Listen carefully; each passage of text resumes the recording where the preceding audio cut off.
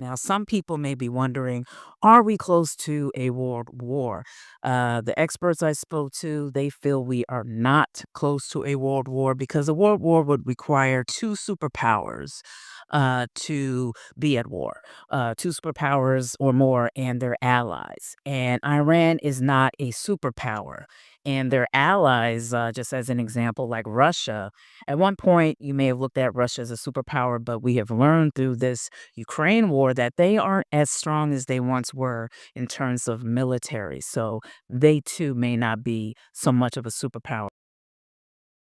Hey, what's up, everybody? By now, I'm sure you all have seen the breaking news that everybody's talking about, which is America bombing Iran and their nuclear sites. And I just wanted to share with you some notes that I received from some folks close to me who are, in fact, military experts. And just wanted to share with you some thoughts on it via their perspective. Now, of course, I have my notes because I'm not the military expert.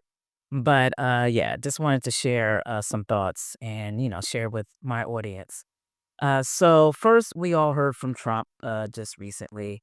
And it should be noted that the U.S. intelligence, they said back in March that they did not believe that Iran had the ability to develop a nuclear weapon. That is what the U.S. intelligence said. However, Trump did not believe this intelligence. In fact, he said, quote, they are wrong. Instead, he is trusting the Israeli intelligence, which is saying the opposite, that Iran does have the ability.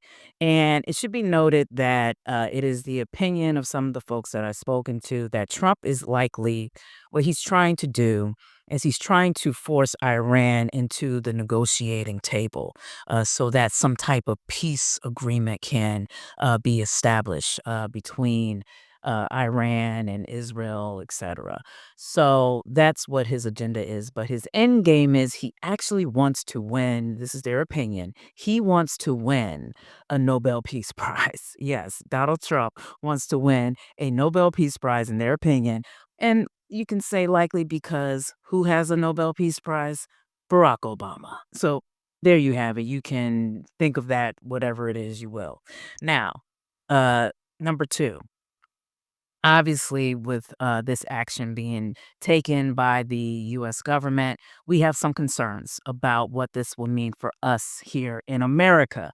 And it's my understanding that we have three things to look at here. You have one, the possibility of military action from Iran, where they would attack our military forces in the Middle East. However, according to the experts I spoke to, um, they have been severely weakened.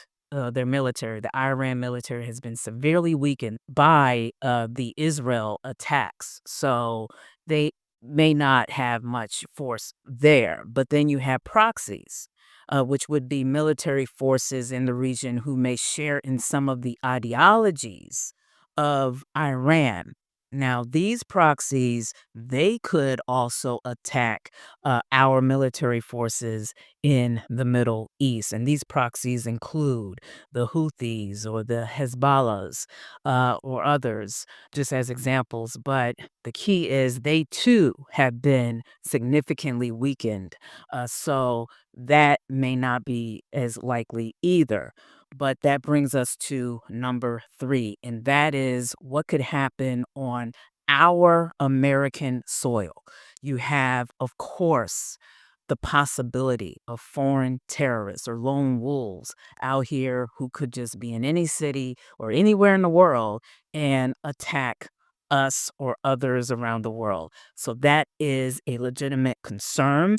Hopefully, the U.S. intelligence will keep us safe and our local law enforcement will keep us safe during this time and will stay alert. We all need to stay alert. We all need to stay informed. But this is a developing story and we will see where this leads. But it should be noted that still in America, the biggest threats in America are still domestic terrorists. And we know who they are, the radicals. I mean, we just saw what happened in Minnesota. So you got to stay alert with them as well. But don't get it twisted. Iran is not a country we should be sympathetic towards. They have been known to be state sponsors to foreign terrorists. And I want to make this last point. Now, some people may be wondering, are we close to a world war?